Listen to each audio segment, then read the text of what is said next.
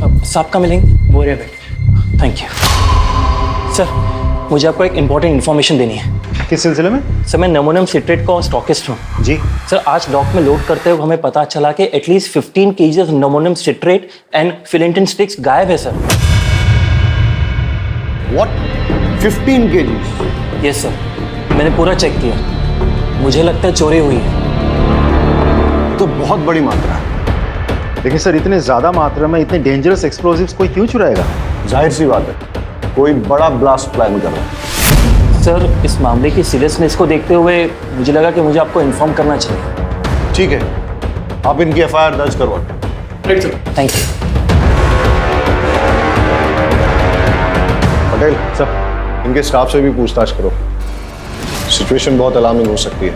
अपने खबरी नेटवर्क को एक्टिवेट करो और सारे नाकों पे चौकसी बढ़ा दो। देखिए सर, मेरी जानकारी के मुताबिक हमारे कोस्टल एरिया में मच्छी पकड़ने वाले तालाबों में मच्छी पकड़ने के लिए नमोनियम साइट्रेट इस्तेमाल करके छोटे मोटे ब्लास्ट करते हैं।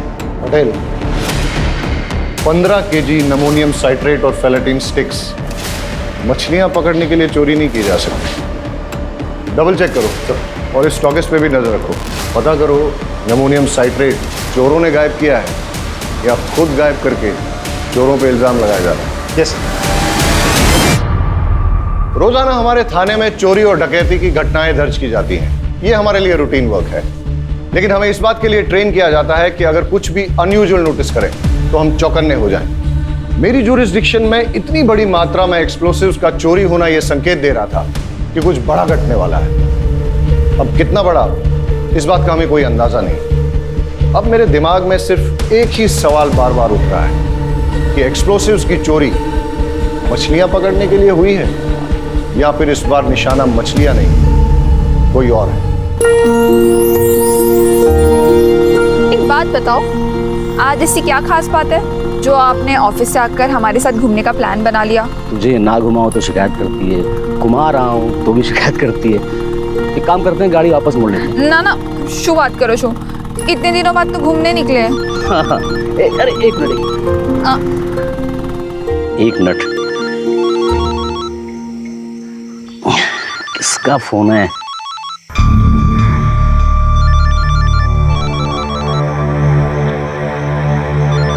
अरे शू बात है, कॉल तो उठा लेते। अरे वो अरे लोन वाले का फोन था। ये लोग कभी भी कॉल करते रहते हैं। हाँ सर, यहाँ पे ज़्यादा मच्छी पकड़ने के चक्कर में लोग नमोनियम साइट्रेट का धमाका करते हैं, लेकिन इतनी बड़ी मात्रा में अगर कोई विस्फोटक चुरा रहा है तो इसका इरादा क्या होगा?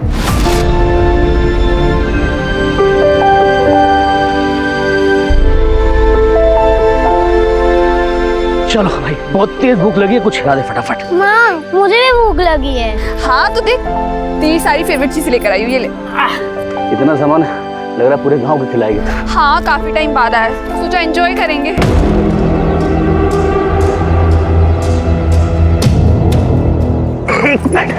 क्या जाओ छो? रुकना।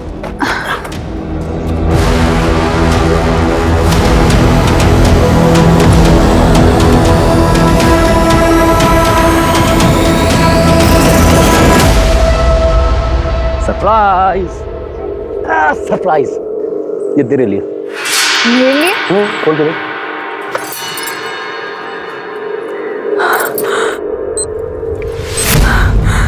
आ तो रेडियो छे।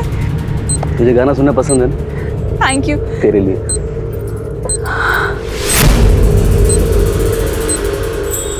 इसकी क्या जरूरत थी? अरे तेरा फोन खराब हो गया था ना, तो थैंक यू सो मच। आप मेरा कितना ख्याल रखते हो। अच्छा, सिर्फ थैंक यू से काम नहीं चलेगा, पप्पी भी देनी पड़ेगी। ये लो पप्पी, मुझे भी एक चीज चाहिए। क्या? एक रिमोट कंट्रोल कार। अरे ब्लैकमेलर।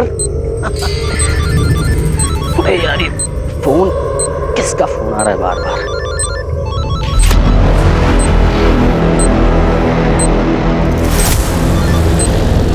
हेलो जी, कितनी बार बोला है जब फैमिली के साथ रहूं तो कॉल मत किया कर, समझ नहीं आता तुझे? अरे उसे कैसे पता चलेगा?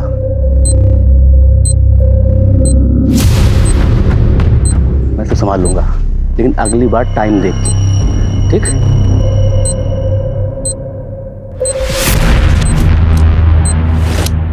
अरे यार मैं उससे बात कर लूंगा ना, तू रख अभी।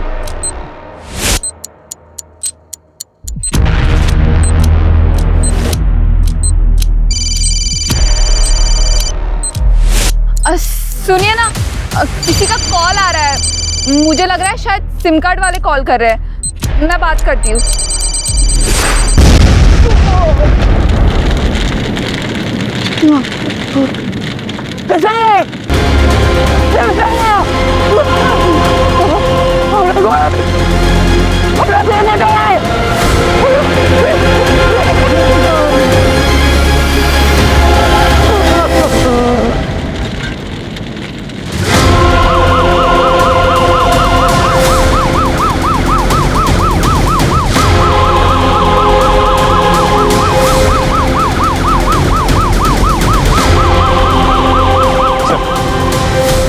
बहुत इंटेंस एक्सप्लोजन था, 2 कैजुअलिटीज हुए हैं, एक औरत और एक बच्चा मारे गए। पूरा एरिया हमने सील कर दिया, फॉरेंसिक टीम अपना काम कर रही है सर।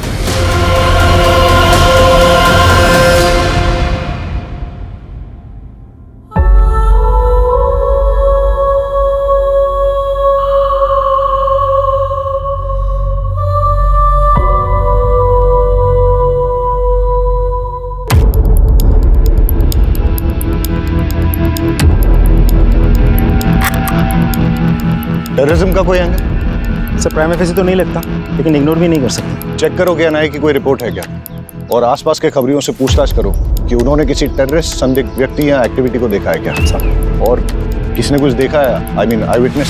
जी सर, मैं इधर से जा रहा था और देखा कि वो आदमी अपने बीवी बच्चों के साथ अच्छा खासा खेल रहा है सर। इतने में अचानक उसका फ़ोन आता है और वो बात करते हुए सर उधर जाता है। फिर सर बम का जो धमाका यहाँ हुआ ना सर, मेरे तो कान एकदम सुन पड़ गए। ये तो अच्छा हुआ सर कि आज यहाँ कोई है नहीं, वरना यहाँ काफ़ी भीड़ रहती है सर। ओके,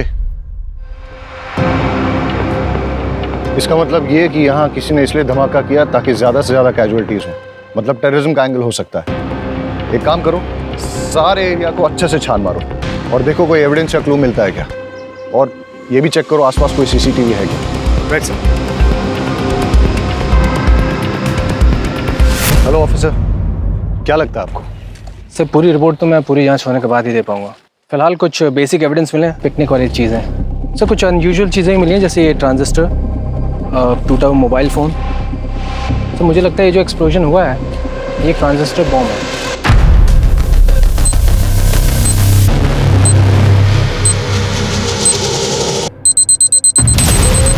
और जहाँ तक एक्सप्लोजन का सवाल है, आईईडी है या फिर कोई और एक्सप्लोजन, इसके बारे में भी ठीक से कहा नहीं जा सकता। थैंक यू ऑफिसर, कोशिश कीजिएगा कि जितनी जल्दी हो सके रिपोर्ट सबमिट कर दें प्लीज़। Sure sir.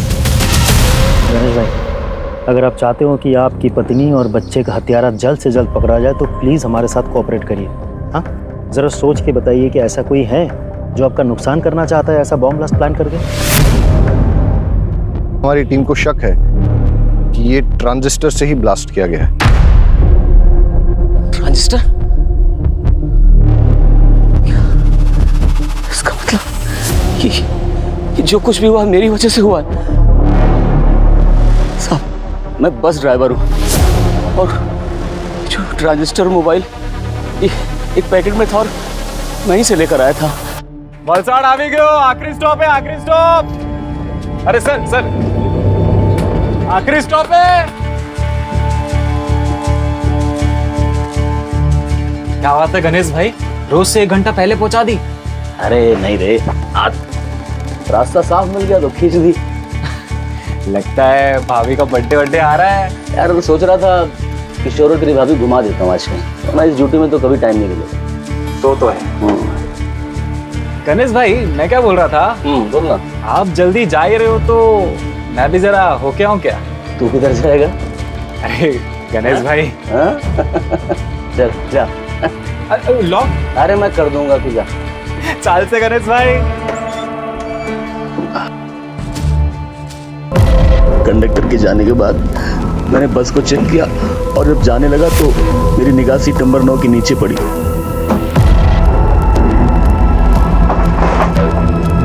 वहां मैंने देखा एक थैली रखी हुई थी।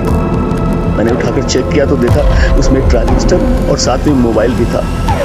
उसे देखकर मेरे मन में लालच आ गया साहब, और मैं बीवी और बच्चे की मौत का सामान खुद अपने साथ ले आया। कितना भागा बाप और कितना नीच पति हूं मैं। जब विस्फोट हुआ उस वक्त कहाँ थे आप? उस वक्त साहब मेरा एक कॉल आ गया था, उसी को अटेंड करने के लिए मैं साइड पे गया। सब बर्बाद हो गया। It's okay. Thank you. आप अभी जा सकते हैं।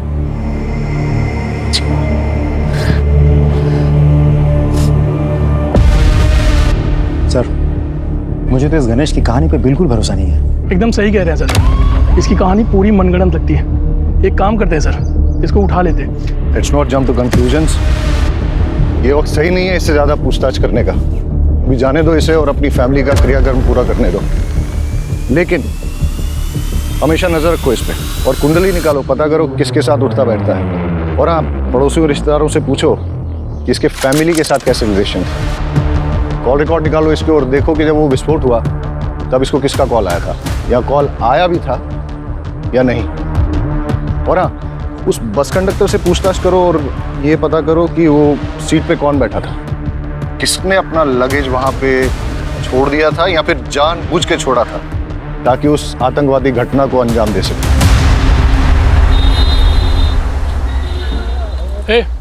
नीचे आ। अच्छा, तुम्हें याद है कि सीट नंबर 9 पे कौन बैठा था? Seat number 9? नहीं सर।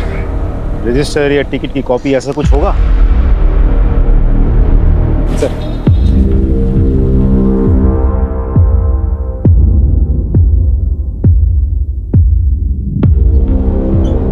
सर, सीट नंबर 9 पे कोई परेश जोशी बैठा था। जी सर, उम्र लिखी है 36 साल।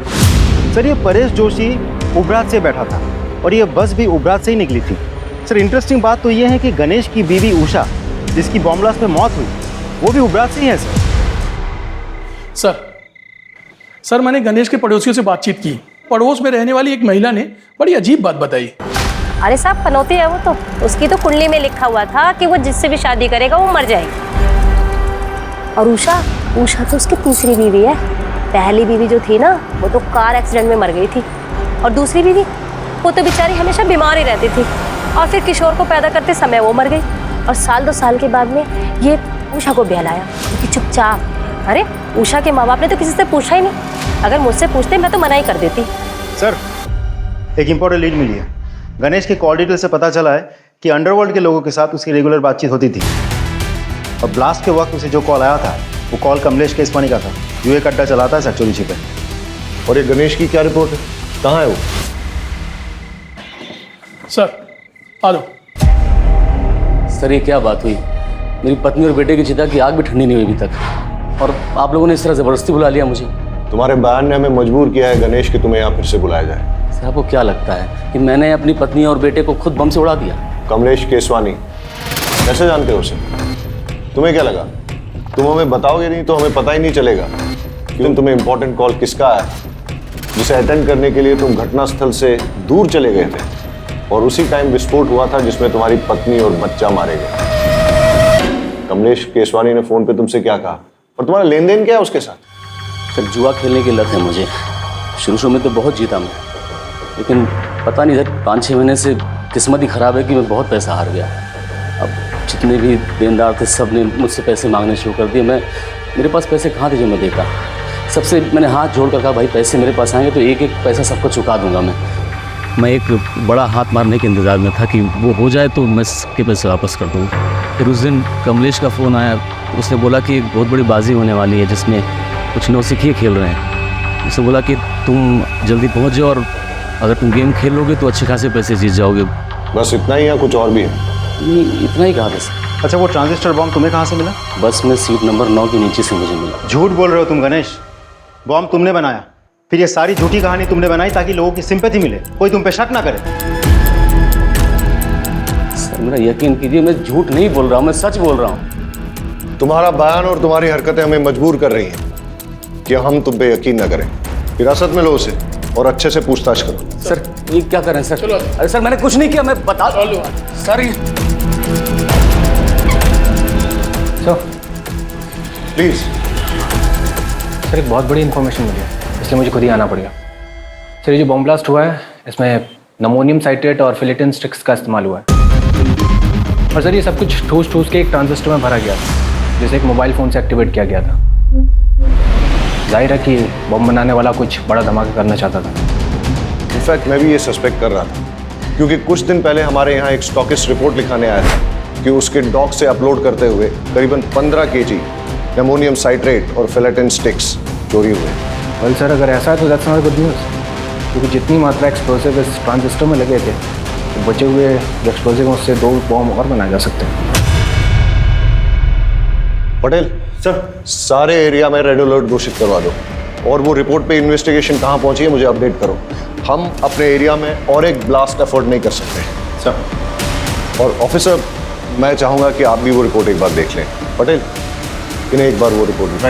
हाँ भाई। इस केस के सारे प्राइमा फेसी एविडेंस गणेश के खिलाफ नजर आ रहे हैं, लेकिन ऐसा भी हो सकता है कि गणेश जो कहानी सुना रहा है वो झूठ नहीं बल्कि सच है। और अगर ऐसा है तो आज हुए विस्फोट से हम ये सबक ले सकते हैं कि ये तय है कि शहर में और एक विस्फोट होने वाला है, जिसके लिए बॉम्ब या तो बनाया जा रहा है या फिर बना हुआ है। मुझे अंदेशा हो रहा है कि ये केस ऊपर से जितना सरल नजर आ रहा है उतना है नहीं, इसमें कोई ना कोई पेंच जरूर है। सर, फॉरेंसिक ऑफिसर के मुताबिक मोस्ट प्रोबेबली ये ब्लास्ट उन्हीं एक्सप्लोसिव से किए गए हैं जिनकी चोरी हुई है, और ब्लास्ट के साइट से हमें जो सैंपल्स मिले हैं वो स्टॉकिस्ट के सैंपल्स के साथ 90% मैच होते हैं। इसका मतलब श्योरली एक और ब्लास्ट होने वाला है। पटेल, गणेश की बीवी उबरात से है, जहां से गणेश की बस आई थी, और उस बस में सीट नंबर 9 पे परेश नाम का आदमी जो बैठ के आया था वो भी उबरात में ही बस में चढ़ा था, राइट सर? एक काम करते हैं, उबरात चलते हैं, वहां 2 टीम बना के जांच करते हैं। आई एम श्योर कोई ना कोई क्लू जरूर मिलेगी, राइट सर?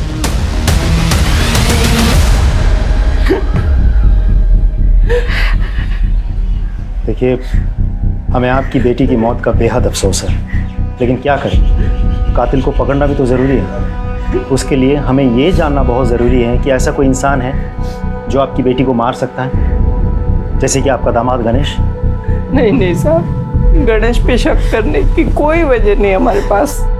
अच्छा, गणेश के अलावा ऐसा और कोई जिसके साथ उसकी कोई दुश्मनी हो, कोई अनबन हो? उषानो जूनो बॉयफ्रेंड विनायक दवे नाम है उसका। 1 नंबर दारूडियो ने गुंडो छे।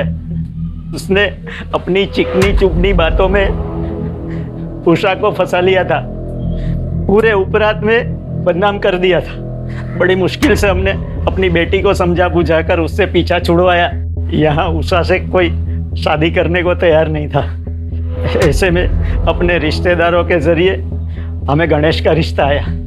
और विनायक का क्या रिएक्शन था? वो तो धमकियों पे उतर आया था, धमकी देने लगा था कि उषा को नहीं छोड़ेगा। इस उषा के कॉल डिटेल्स निकलवाओ और लोकल पुलिस को कहो कि विनायक दावे के बारे में पूछताछ करें और हमें रिपोर्ट करें। जी सर। परेश जोशी। जी हूँ चू, पर ये मेरी वाइफ मेघा। अच्छा, जब आप उबरात से वलसाड़ जा रहे थे तो आपके पास कोई बैग था? हाँ था, पर वो बैग तो अब भी मेरे पास है, ये रहा। आर यू श्योर कि बस में आपसे कुछ छूटा नहीं था? नहीं सर, बैग के अलावा मेरे पास कुछ भी नहीं था। चले परेश भाई, सुना है कि आज अपनी तरफ मछलियां। पुलिस? परेश भाई सु थयु? सब ठीक है ने? भाभी? सर ये मेरा दोस्त है सागर कोहली। ठीक है, अभी तो हम चलते हैं, लेकिन अगर आपको इस बीच कुछ भी याद आता है तो हमें बताइएगा जरूर। जी सर, पक्का।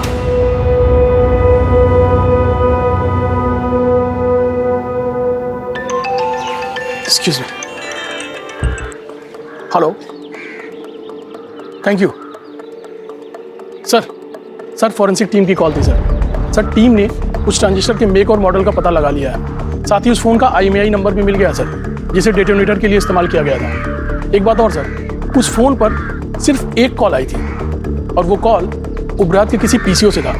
शाह, एक जगह जितनी शांत दिखती है ना उतनी है नहीं। ट्रेस करो ये IMEI नंबर किसके नाम पर रजिस्टर्ड, और अगर ट्रांजिस्टर के मेक और मॉडल का पता चल गया है तो मैन्युफैक्चरर से बात करो और पता करवाओ यहाँ उबरात और वलसाड़ में उसे डिस्ट्रीब्यूट कौन करता है। Right sir. सर, उषा के माँ बाप से मेरी बात हुई। उषा के पेरेंट्स ने उषा की शादी उसके पुराने प्रेमी विनायक दवे से नहीं, गणेश से करवाई थी। ये विनायक के बारे में कुछ पता किया? सर, गुंडा और शराबी है और वो लगातार उषा को शादी के बाद से धमकी दे रहा था कि अगर वो वापस लौट के उसके पास ना आए तो वो सिर्फ अपने आप को ही नहीं, उषा को, उषा के हस्बैंड को और बच्चे को, सबको मार देगा। ये मैसेज अभी भी उषा के फ़ोन में है। तो विनायक कहाँ है अभी? उठा लिया सर। गणेश की बस में ट्रांजिस्टर बॉम्ब तूने प्लांट किया ना? नहीं सर, कुछ नहीं किया।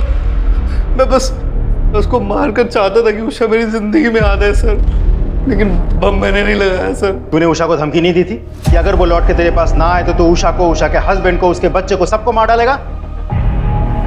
मैंने धमकाया था सर, मैं उसे नहीं भूल पा रहा था सर, लेकिन विस्फोटक में मेरा कोई हाथ नहीं है सर। सच में सर। देखते हैं तेरी बात में कितनी सच्चाई है। फिलहाल तो इस विनायक को छोड़ देते हैं, लेकिन नजर रखो इस पे और पता करो कि जिस दिन ब्लास्ट हुआ उस दिन ये कहाँ था। इस मेक और मॉडल का ट्रांजिस्टर आपके दुकान से बेचा गया था? हाँ साहब, मैंने बेचा था। किसे बेचा था? वो तो साहब मुझे याद नहीं। क्यों? बिल बुक में होगा ना। साहब क्या छोटी सी दुकान है, वो कैश में बेचा था ताकि इनकम टैक्स में थोड़ी छूट मिल जाए। पता है ना ये गैर कानूनी है। हाँ, उस ट्रांजिस्टर का इस्तेमाल बॉम्ब ब्लास्ट में किया गया है। साहब मुझे पता नहीं, मैं तो गरीब आदमी, मुझे माफ़ कर दो। अच्छा, जिसे वो ट्रांजिस्टर बेचा था उसकी शक्ल याद है? कहीं ये तो नहीं था वो आदमी? नहीं साहब, वो तो एक औरत थी। औरत थी? जी साहब, बल्कि साहब वो तो आज एक और ट्रांजिस्टर लेके गई है। मैंने उसको पूछा मैडम क्या बात है एक के बाद एक, तो बोली कि उसके जिस दोस्त का बर्थडे था उसको मना नहीं पाई, तो बोली कि परसों किसी उसके दूसरे दोस्त का बर्थडे है, बोली इस बार अच्छे से धूम धड़ाका करेंगे। दुकान में सीसीटीवी भी नहीं लगा है? नहीं साहब, छोटी सी तो दुकान है। आगे से बिल बुक मेंटेन कीजिएगा। जी साहब। लोकल पुलिस से कहो कि इस दुकान पे और इस दुकान के मालिक पे नजर रखें। सर, अच्छा इस IMEI नंबर का मोबाइल तुम्हारी दुकान से बेचा गया था? एक मिनट सर, चेक करके बताता हूँ।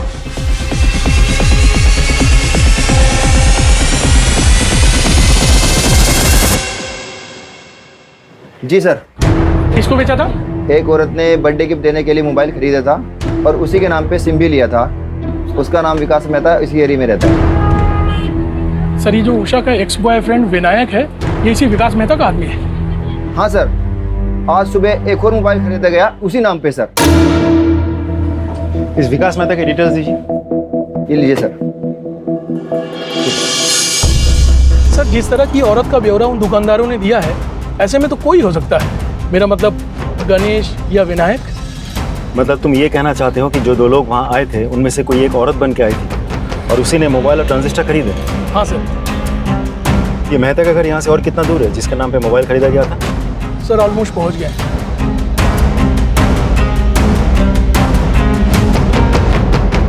ओह हेलो, क्या ये सरकारी गार्डन नहीं है जो अंदर घुसते चले जा रहे हो? मेरा घर है, मेरी परमिशन के बिना यहाँ पत्ता भी नहीं हिलता। वलसड में जो बॉम्ब ब्लास्ट हुआ था, क्या जानता है उसके बारे में? इतनी जानकारी है जितनी न्यूज़ और पेपर में दिखाई गई थी, समझा? अच्छा, तो जिस मोबाइल से उस बॉम्ब को एक्टिवेट किया गया था उसका रजिस्ट्रेशन तेरे नाम पे क्या कर रहा है? हाँ? सर शुभ बात करो तो मैं, कौन सा मोबाइल, कैसा मोबाइल? सर मेरा मोबाइल मेरे पास है सर। क्यों, अभी टोन चेंज हो गया तेरा? सर मैं सच बोल रहा हूँ, मेरा मोबाइल मेरे पास है। आप, मुझे नहीं पता आप कौन से मोबाइल की बात कर रहे हैं। सर ये ऐसे नहीं मानेगा, इसको पुलिस स्टेशन लेके चलते हैं, फिर सब सच उगलेगा। वलसड में बॉम्ब ब्लास्ट करवाने के जुर्म में तुझे गिरफ्तार किया जा रहा है। और कोई सवाल? ये IPC की कौन सी धारा लगाऊं यही बता दूं। लेकर आओ इसे। चल। मेरी बात सुनो, मेरा कुछ नहीं है इसमें। अरे मत भाई, मारी बात मारो। अरे मैं कहीं नहीं करी, मैंने क्या मारो जो ऊपर। अरे साहब मेरा यकीन कीजिए, मैंने कुछ नहीं किया, वो बॉम्ब प्लान नहीं किया मैंने। ये विनायक तेरा ही आदमी है ना जिसे तूने गणेश की बस में बॉम्ब रखवाया था? अरे साहब वो एक नंबर का नशेड़ी और शराबी किस्म का इंसान है, वो क्या किसी बस में बॉम्ब प्लान करेगा? उसे शराब पीने से तो फुर्सत मिलती नहीं है। साहब जो हमारी बात सांभो, तब एक खोटा मानस ने पकड़ी मुक्की से। अरे वो बाहर गुनेगार फिर रहा है, उसको पकड़ो जाके। ये जब तक सच ना उगले ना, उठते रहो इसे। हमारी बात सांभो, तब एक खोटा मानस से पकड़ो। सर, मेहता कुछ बोला? बहुत तोड़ा सर, लेकिन मुंह नहीं खुल रहा, बहुत शातिर है। बैकग्राउंड क्या है उसका? नामी गुंडा है सर, आसपास के एरिया में दादागिरी करता फिरता है। ऑलरेडी बहुत सारे केसेस दर्ज है उस पर। एक बात और सर, मेहता के जिस KYC डॉक्यूमेंट्स पर वो सिम कार्ड खरीदा गया था वो फेक है। मतलब कोई मेहता को इस केस में फंसाना चाहता है? हो सकता है और नहीं भी हो सकता है, लेकिन तुमने कहा कि मेहता बहुत शातिर है और कई केसेस दर्ज हैं उस पर, इसलिए ऐसा हो सकता है कि अपने आप को प्राइमा फेसी सस्पेक्ट बनाने के लिए उसने ये सब जानबूझ के किया और बाद में सिंपैथी पाकर सस्पेक्ट लिस्ट से बाहर हो गया। मोबाइल और ट्रांजिस्टर की दुकान से कुछ पता चला? सर कुछ खास नहीं, लेकिन दोनों दुकानदारों ने एक अजीब बात कही। जिस लड़की ने पहले मोबाइल और ट्रांजिस्टर खरीदा वो आज सुबह फिर आई थी। जब दुकानदारों ने पूछा कि ऐसी भी क्या खास बात हो गई, तो पता है उस लड़की ने क्या कहा? उसने कहा कि कल जिस फ्रेंड का जन्मदिन था वो हम ढंग से मना नहीं पाए, लेकिन परसों एक और फ्रेंड का जन्मदिन है, वो हम बहुत धूमधाम से मनाएंगे। कुछ समझ में आया पटेल? अपराधी के दिमाग में जो चल रहा होता है वो अक्सर कहीं ना कहीं उसके मुंह से भी निकल जाता है। कल का जन्मदिन ठीक से मना नहीं पाई, यानी कल जो ब्लास्ट हुआ,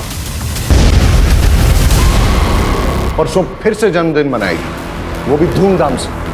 मतलब समझते हो इसका? मतलब परसों और एक ब्लास्ट होने वाला है, लेकिन हमें नहीं पता कि कब और कहां। और परसों का मतलब ये भी कि हमारे पास सिर्फ 48 घंटे हैं उसे रोकने के लिए।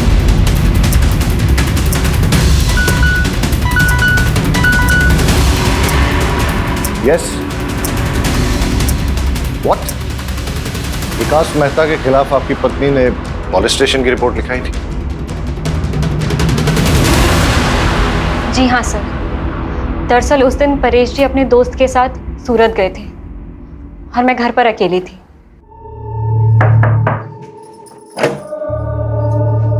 जय श्री कृष्ण। जय श्री कृष्ण। परेश भाई છે? वो तो सूरत गए हैं सागर के साथ। હા કઈ વાંધો નહીં, હું પછી આવી જઈશ। अब एक गिलास पानी मिलेगा? जी जी आप बैठिए ना, मैं लेके आती हूँ।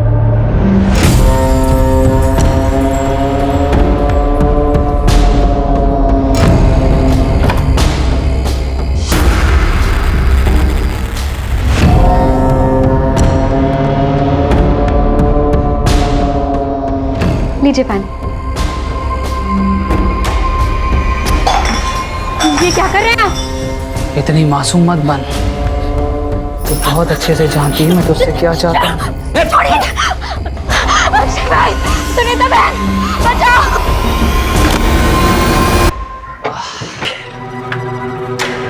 मेघा,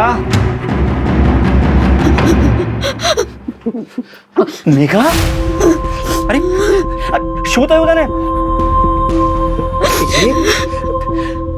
ये ब्लाउज किसने पड़ा तुम्हारा? मेघा, देखो मेघा रो मत, देखो बताओ तो उसे कि हुआ क्या है, कि किसने किया ये सब? मेहता, विकास मेहता। विकास मेहता? सागर तू चल मेरे साथ। आज तो उस विकास को छोड़ूंगा नहीं। मेरी बीवी के साथ करने की सोच भी कैसे सकता है? चल मेरे साथ।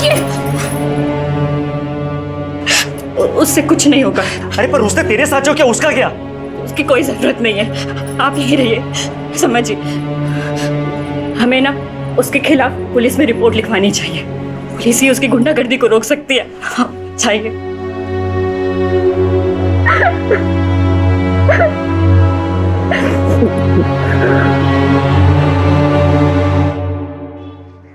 सर मुझे तो लगता है, excuse me sir. Hello sir मुझे तो लगता है मेहता ने ही बॉम्ब प्लांट किया था या करवाया था, और टारगेट था परेश। लेकिन अगर मेहता को सर बड़ी इंटरेस्टिंग इन्फॉर्मेशन मिली है। सर गणेश ने लगभग 1 महीना पहले अपनी पत्नी उषा के नाम पर 25 लाख की इंश्योरेंस पॉलिसी करवाई। 1 महीना पहले तूने अपनी बीवी के नाम पे 25 लाख का इंश्योरेंस लिया था। इतने सारे कोइंसिडेंसेस नहीं हो सकते, इसलिए सच सच बता दे, ज्यादा मारपीट नहीं होगी। इसलिए जेल जाओ और वहां पश्चाताप करो, वरना खाल खींच के उसमें तेज मसाला भर दूंगा, समझा? जितना मुझे पता था मैंने सब आपको बता दिया। इससे ज्यादा मैं कुछ नहीं जानता। सिर्फ सच बोलेगा। सच ही तो बोल रहा हूँ सर, कि मेरी बात का कोई विश्वास ही नहीं कर रहा है। चल ठीक है, मान लेते हैं। फिर ये बता कि तेरे अलावा तेरा बीवी और बच्चे की मौत से किसी और को फायदा हो सकता है क्या? गौतम। कौन गौतम? मेरा बड़ा भाई। वो चाहता था कि मैं और मेरा पूरा परिवार खत्म हो जाए। साफ साफ बता। सर मेरा भाई गौतम और उसकी वाइफ सीमा दोनों की शादी के बाद बेटा हुआ था। उस वक्त मैं कॉलेज में पढ़ रहा था। एक दिन मैं अपने भतीजे को, मतलब उनके बेटे को बाइक पे बिठा के घुमाने ले गया और एक्सीडेंट हो गया जिसमें वो मर गया। ये सब मेरी शादी के पहले हुआ था सर। मैंने उन दोनों से बहुत माफ़ी मांगी, लेकिन उन्होंने मुझे माफ़ नहीं किया। ज़िंदगी भर का बैर पाल लिया। ये 4-5 महीने पहले की बात है सर। माँ की तबीयत बहुत ख़राब थी तो पिताजी ने हम सबको बुलाया था। ये सरासर अन्याय है पिताजी। आप सब कुछ इसके बेटे के नाम कैसे कर सकते हैं? कोई अन्याय नहीं कर रहे हम।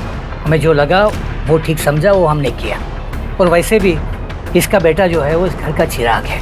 ये किशोर ही है जो हमारे खानदान और पुरखों का नाम रोशन करेगा। लेकिन इस गणेश ने जो मेरे बेटे की बदली चढ़ा दी, उसका क्या बाबूजी? हाँ, अभी क्या बात कर रही हैं? वो एक्सीडेंट था। सोच समझ के किया था तूने, साजिश थी तुम्हारी। इस बात पर मुझे कोई बहस नहीं चाहिए। और वैसे भी जो कुछ भी हमारा है, हमें निर्णय लेना था, हमने सही निर्णय ले लिया। ठीक है? आ तो बहु जुलुम छे। मैं ना इतनी आसानी से हार नहीं मानने वाली।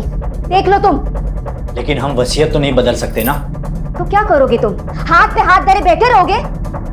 उसने मेरे बेटे को मार दिया और अब वो पूरी जायदाद हड़पना चाहता है। कुछ समझ रहे हो तुम? अरे आदमी हो या नामर्द? नामर्द नहीं हूँ, देख लूंगा मैं उसे। अरे होने दो उसके बेटे के नाम जायदाद। जब उसका बेटा, उसकी बीवी और वो खुद इस दुनिया में नहीं रहेगा तो सब जायदाद अपने आप हमारे नाम हो जाएगी। चल मान लेते हैं कि गौतम तेरे परिवार की जान का दुश्मन था, लेकिन उसे बॉम्ब बनाना आता था क्या? सर सिविल इंजीनियरिंग की उसने, सड़कें बनाता था, पहाड़ों को तोड़ने के लिए बम विस्फोट करता था। लेकिन बाद में उसने वो नौकरी छोड़ दी और घर पे ही ये इलेक्ट्रॉनिक्स आइटम को रिपेयर करने का काम शुरू कर दिया। आसानी से बम बना सकता है वो।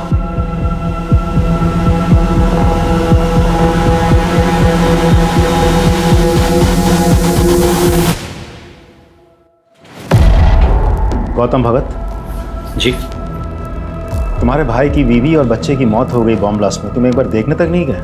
अगर आप मुझे ढूंढते हुए यहाँ तक आए हैं तो साफ जाहिर है आपको पता है मैं क्यों नहीं गया। जवाब रट्टा मार के बैठे हो गया? पढ़ा लिखा हूँ, इंजीनियरिंग की है मैंने। घटना वाले दिन तुम थे कहाँ? मैं अपनी बीवी और बेटी के साथ अपनी साली के घर गया था, राजपीपला। बस से गए थे? टिकट तो होगी? कोई सर्टिफिकेट है जो संभाल के रखा जाए? तुम्हारी बेगुनाही का सर्टिफिकेट हो सकता था। मुझे अपनी बेगुनाही साबित करने में कोई दिलचस्पी नहीं है। आप काफ़ी दूर से आए हैं, कुछ लेंगे? ठंडा पानी कुछ? आज तो कुछ नहीं लूंगा, लेकिन जिस दिन तुम्हारे खिलाफ सबूत हाथ लग गया ना, उस दिन तुम्हें लेने जरूर आ जाऊंगा। चले आइएगा, तब तक मैं अपना बचा हुआ काम कर लेता हूँ। क्या है कि मुझे परसों तक एक बहुत बड़ी डिलीवरी देनी है।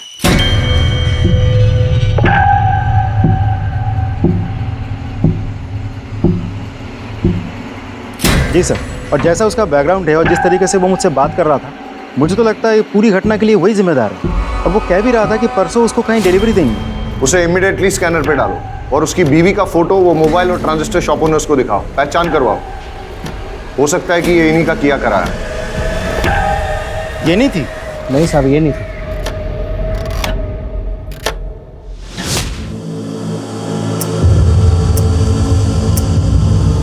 Yes sir. सर मैंने पूरे डिस्ट्रिक्ट में हाई अलर्ट घोषित करवा दिया है। Okay sir.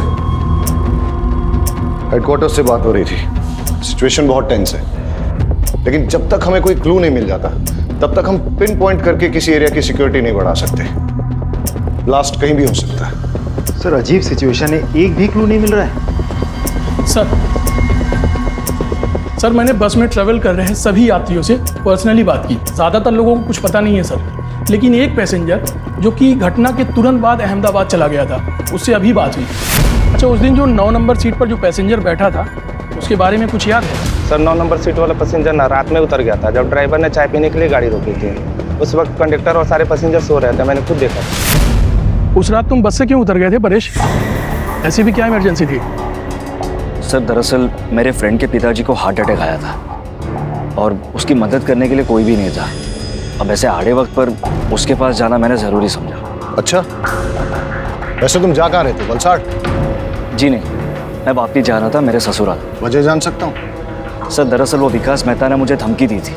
मेरी पत्नी के रिपोर्ट पर उसे जेल हुई थी, पर उसने अपनी पहचान लगाई और उसे बेल मिल गई थी। उसके बाद उसने मुझे अपने घर बुलाया और धमकाया। क्या हुआ?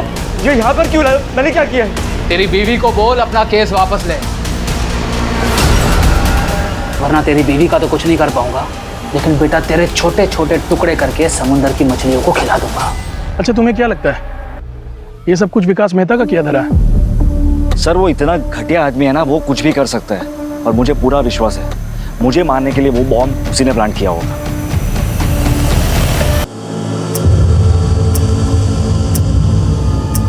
सर एट प्रेजेंट हमारे पास टोटल 5 थियरीज है जिन पे हम काम कर सकते हैं। पहली, गणेश ने अपनी बीवी उषा को मारने के लिए बॉम्ब प्लान किया।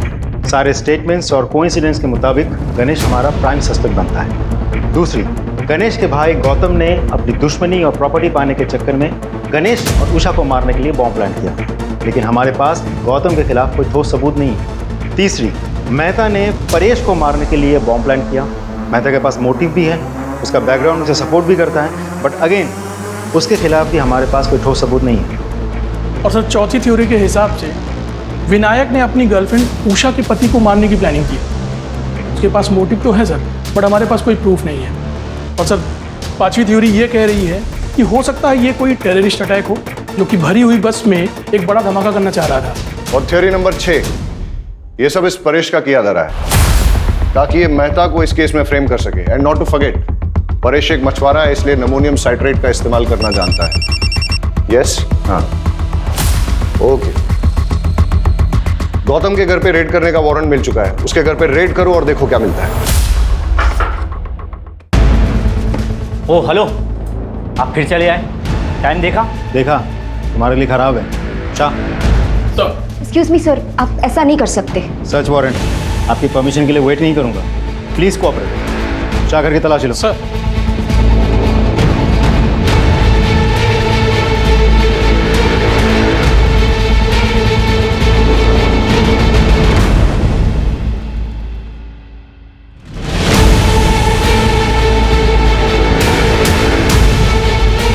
सर ये देखिए क्या मिला।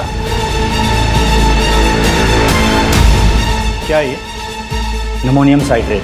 ये तुम्हारे घर में कैसे? एक छोटे से एक्सपेरिमेंट के लिए था। छोटा सा एक्सपेरिमेंट तुम्हारे लिए भारी ना पड़ जाए। ले आओ। अरे सर मैं क्या अरे क्या कर रहे हो आप? सर अरे सर, गौतम को बहुत तोड़ा, लेकिन वो मानने को तैयार ही नहीं है कि ये बॉम्ब उसने बनाया था या ब्लास्ट उसने करवाया था। सर उसकी वाइफ को भी आज सुबह लोकल पुलिस ने अरेस्ट कर लिया, लेकिन उसने सिर्फ एक ही रट लगा रखी है कि वो दोनों बेगुनाह हैं। जैसे जैसे ब्लास्ट का टाइम नजदीक आ रहा है वैसे वैसे ये केस और उलझता जा रहा है। मैंने उबरात की उन दोनों दुकानों पे जहां से कि मोबाइल और ट्रांजिस्टर खरीदा गया था, वहां तक जाने वाले सारे रास्तों की सीसीटीवी फुटेज मंगाई है। हम उसे अच्छे से चेक करते हैं। आई एम श्योर कोई ना कोई क्लू जरूर मिलेगा।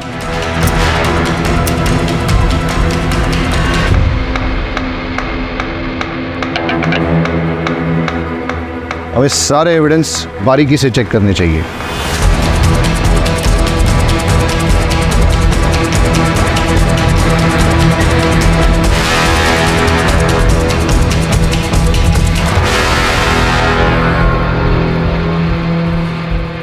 ये क्या है?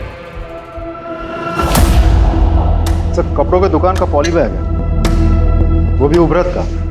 मतलब गणेश की पत्नी उषा जिसकी मौत हुई बॉम्ब ब्लास्ट में, वो भी तो उबरत से ही थी। तो ऐसा भी तो हो सकता है कि वो कुछ लाई होगी सामान वामान बाजार से और फिर इस बैग में रख दिया होगा इस पैकेट को या पॉलिथीन बैग। ये बैग की कंडीशन अभी ठीक है, लगता है नया सा है, इसलिए जाके दुकान में पता करो कि पिछले 1 महीने में वहां पे किस किस ने खरीदारी की। सर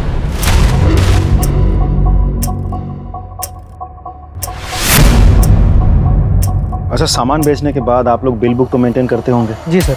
तो पिछले 1 महीने में जो भी सामान आपने बेचा है उसके बिल्स दिखाइए। Yes sir.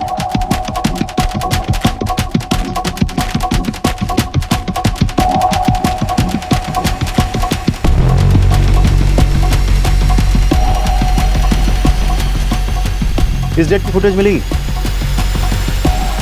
लीजिए सर।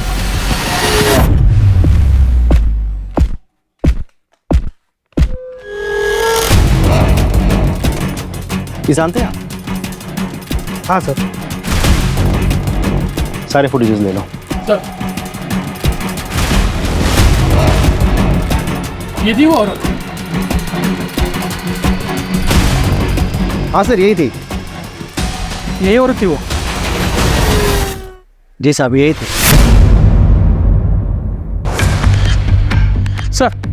सर दोनों दुकानदारों से कंफर्म किया, ये वही औरत है। आपका शक बिल्कुल सही था। जिस चीज़ को हम हल्के में ले रहे थे वही चीज़ हमें कल्प्रिट तक पहुंचाएगी। इनफैक्ट कल्प्रिट का पता चल गया है, एटलीस्ट चेहरा तो दिख गया। We are running against time, लेकिन लकीली हमें पता है कि कल्प्रिट कौन है। लेकिन हमारे पास उसके खिलाफ न तो कोई एविडेंस है और न ही सबूत, इसलिए हमें उसे रंगे हाथों पकड़ना होगा।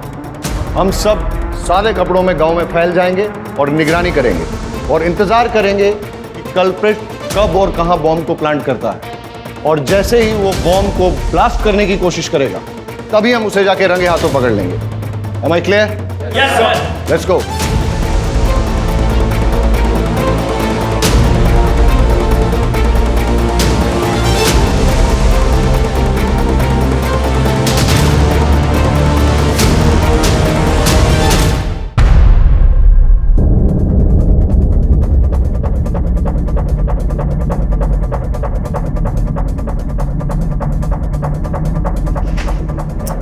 अमोनियम साइट्रेट है सर। हाँ पटेल। सर हमारा शक बिल्कुल सही निकला। चुराया हुआ अमोनियम साइट्रेट और फिलेटिन स्टिक्स यहाँ छुपाए गए हैं और बॉम्ब बनाने का सारा सामान भी यहाँ मौजूद है। तुम उस पर नजर जमाए रखो, मैंने भी इसको रडार पे ले लिया है। Right sir. मेघा चलो निकलो जो। हाँ जल्दी आइएगा। ओके मेरी जान।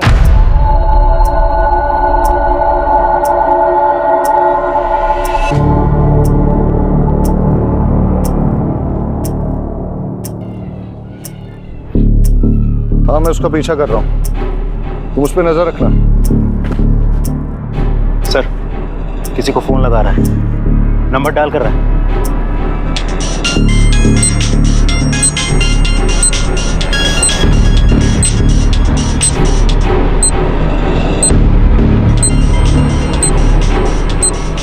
आवाज क्या थी आज?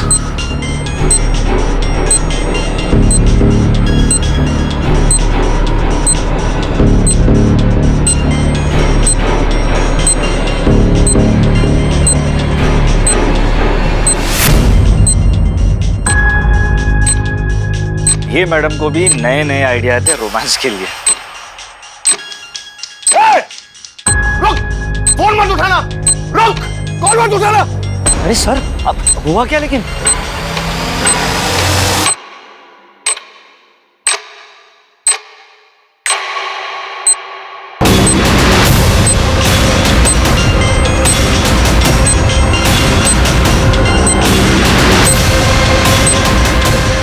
सर ये है क्या? ये कॉल नहीं था, तुम्हारी मौत का फरमान था। जिसको चाहे फोन लगा ले बेटा, कोई नहीं आने वाला है। लड़की बन के बहुत झांसा दे दिया है तूने। बताओ क्यों किया ये सब? मैंने ये सब मेघा को पाने के लिए किया था। दरअसल परेश मछली पकड़ने के सिलसिले में ज़्यादातर घर से बाहर रहते थे। उसी दौरान मैं और सागर एक दूसरे के करीब आए और मैं प्रेग्नेंट हो गई। परेश को लगा कि वो बाप बन गया है, लेकिन मैं जानता था मेघा बहुत दिनों तक सच छुपा नहीं पाएगी। इसलिए हमने एक प्लान बनाया। मैंने डॉक पर से एक्सप्लोसिव चोरी किए और एक हाई इंटेंसिटी बम बनाया और परेश को बस पर चढ़ाते वक्त उसके सीट के नीचे सरका दिया और एक मोबाइल भी रख दिया। मेरी कैलकुलेशन के अनुसार जब बस वलसाड़ पहुंचती तब मैं उस मोबाइल पे कॉल करता और परेश अपने सामान के साथ मोबाइल देखता तो उस कॉल को ज़रूर उठाता और बॉम्ब फट जाता। लेकिन हमारी बदकिस्मती, उस दिन वो बस समय से बहुत पहले ही वलसाड़ पहुंच गई और जब हमने कॉल किया तब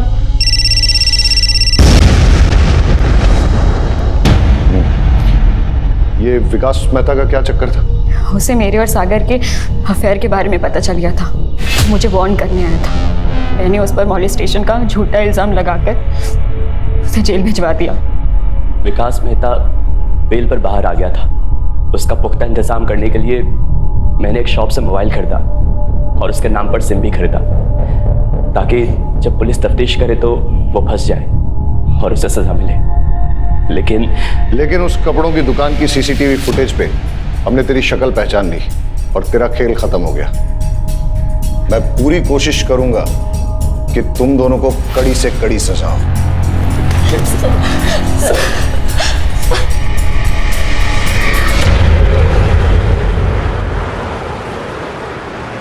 अजीब ड्यूटी है हमारी, हर किसी पर शक करना पड़ता है, लेकिन हमारे प्रोफेशन में शक न करना एक गुनाह है। लेकिन जब एक गणेश जैसे मासूम पर शक करना पड़ता है और उसे कड़े तरीके से पूछताछ करनी पड़ती है और आखिरकार जब सच सामने आता है, बड़ा दुख होता है।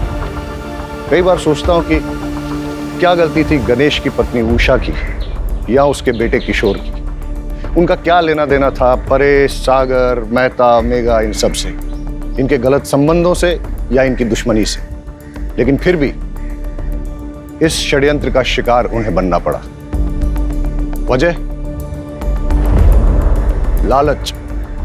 अगर गणेश ने वो बैग खुद ना रख लिया होता और पुलिस को लाके सौंप दिया होता तो शायद ये हादसा नहीं होता। सर हेडक्वार्टर से कॉल आई थी, एक बस में कुछ लोगों को बंधक बना लिया गया है। चलो सर।